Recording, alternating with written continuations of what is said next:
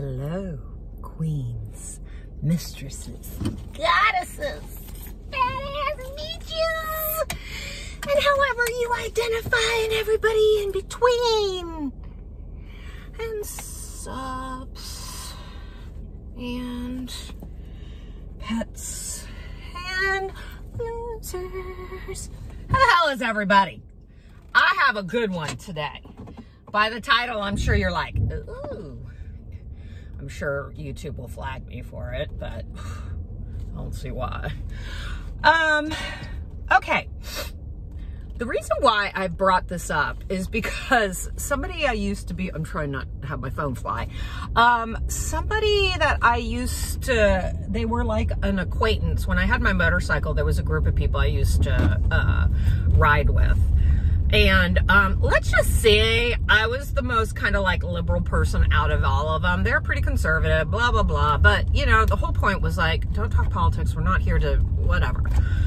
I don't care. I don't care what you believe. I might not agree with it, but guess what? You can't. There's some people that you might be able to change their views on certain things, but some people are just really freaking stuck in their head why they think things are the way they are. You know, like if you don't have health insurance, it's because you didn't pick the right job to get it, or you didn't work hard enough, or if you don't have this and you don't have that. You know, one thing I learned during COVID is COVID was completely out of our control, and a lot of people lost their jobs and so on and so forth. And I mean, there's situations in life that can bring bad things to you and you have no control over it, and you got to learn how to deal with it. So anyways, if you ever have to say to somebody, well, I have black friends, I have gay friends, you know, I have, you know, friends that are liberal or conservative. That's like saying that is kind of one of the most racist, come on, dude, kind of one of the most kind of weird racist crap that if you have to project to people, if you feel that somebody is calling you out for something, whether somebody's calling you out to be a racist, homophobic, whatever, okay, and they're not. That's the thing. They're not calling you out. They're making, whatever, you know, they're not calling you out, but you take it that way, and if you automatically have to say that shit, you got issues. You might not be blatantly racist or homophobic or a bigot or whatever, but you probably don't get it, you know? Do you guys know what I'm talking about? It's kind of like the whole Black Lives Matter, you know, then people are like, all lives matter. Oh my God. It's like, yes, you are absolutely correct. All lives matter. But right now, we need to really concentrate on what is happening in the ethnic communities with things, you know, like it's not about meaning that if you're a white person, your life doesn't matter. But so I get it. Some people are just very, very like, you know, that's how they think. I get it, whatever. So how is this going to pertain to what I'm going to talk about doming right now? Well, I was like, this is a great segue to talk about, do African-American doms have as much luck as, let's say, white doms? And what do you, and you're like, well, what do you mean by luck? What I mean is, do they like, do they have to work harder because they are black? Do they have to, you know, do they have to, is it harder for them? I guess that's just kind of what I'm saying. Absolutely. Absolutely. I'll put it to you this way. The girls that honestly make the most, and I'm not saying there is a dom that I follow on Twitter, and she is a black Dom in London, and she's amazing.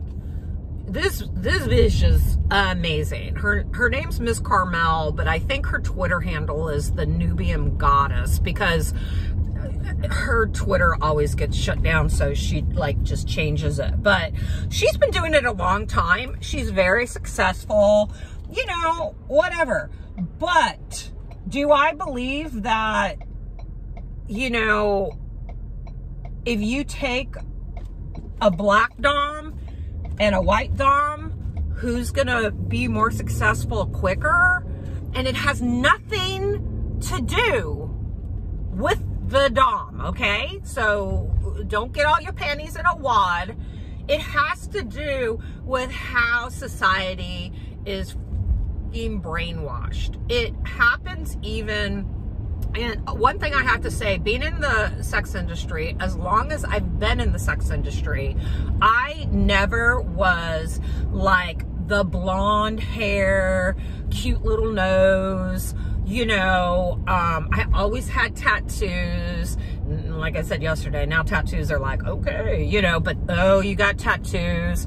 I did well, I did good, but not the chicks that were like the blonde bombshells. They did really, really well.